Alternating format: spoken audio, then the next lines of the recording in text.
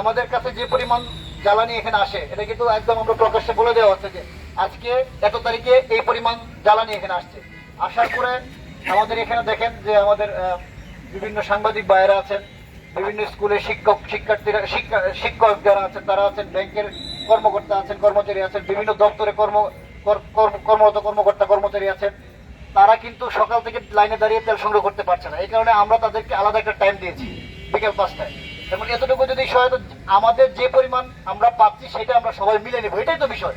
এর বাইরে তো কিছু নাই, একজন পাবে একজন পাবে না এরকমটা যেন না হয়। তা আমরা আপনাদেরকে অনুরোধ করবো, আপনাদের যাদের আইডি কার্ড আছে আমরা কার্ড দিয়ে দিব। আমাদের মাননীয় জেলা প্রশাসক স্যার নির্দেশনা দিয়েছেন ফুয়েল কার্ড দেওয়ার। আমরা আবেদন নিচ্ছি, আমরা 13 তারিখের পর থেকে আমরা ফুয়েল কার্ড ছাড়া কাউকে দিচ্ছি না, দিব না আমরা। আপনারা এই সময়ের মধ্যে উপজেলা নির্বাহী অফিসারের কার্যালয় থেকে ফুয়েল কার্ড সংগ্রহ করে নেবেন। এখন হচ্ছে আপনারা আপনাদের বৈধ আইডি কার্ড যেই কর্মে আছেন তার আইডি কার্ডটা দেখিয়ে ভিতরে প্রবেশ করবেন এবং একটু কষ্ট করে একটু শৃঙ্খলার সাথে প্রবেশ করবেন। এবং যদি এরকম হয়, এরকম হতে পারে যে আপনারা যারা চাকরিজীবী যারা আসছেন হয়তো তাদের মধ্যে কিছু পান নাই, এখন যদি কয়েকজন না পান, এখন যদি আপনারা উত্তেজিত হয়ে যান, আমরা কি করবো বলেন? আমরা তো আপনাদেরই ভাই, আমরা কি এটা বানাইতে পারবো? আমাদের বানানোর কোনো সুযোগ নেই।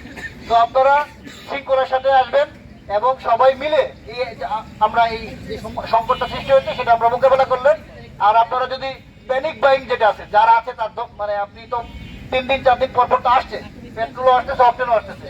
আমরা যদি আপনাদের জরুরি প্রয়োজন যেগুলো শুধু সেটা যদি মোকাবেলা করার জন্য যদি আপনারা কিনেন, আমরা মনে হয় আমরা এটা 1 সপ্তাহের মধ্যে এই সমস্যার সমাধান কেটে যাবে, এই সংকট 1 সপ্তাহের মধ্যে কেটে যাবে। তা আপনাদের কাছে বিনীত অনুরোধ, আপনারা একটু শৃঙ্খলার সাথে প্রবেশ করবেন যেন ওনারা ভীত না হয়ে যায় বিষয়টা দেখে। ধন্যবাদ সবাইকে। আর আপনারা যারা লাইনে নাই একটু কষ্ট করে লাইনে চলে যান, প্লিজ একটু লাইনে চলে যান, আমাদেরকে একটু সহায়তা করেন এখান থেকে।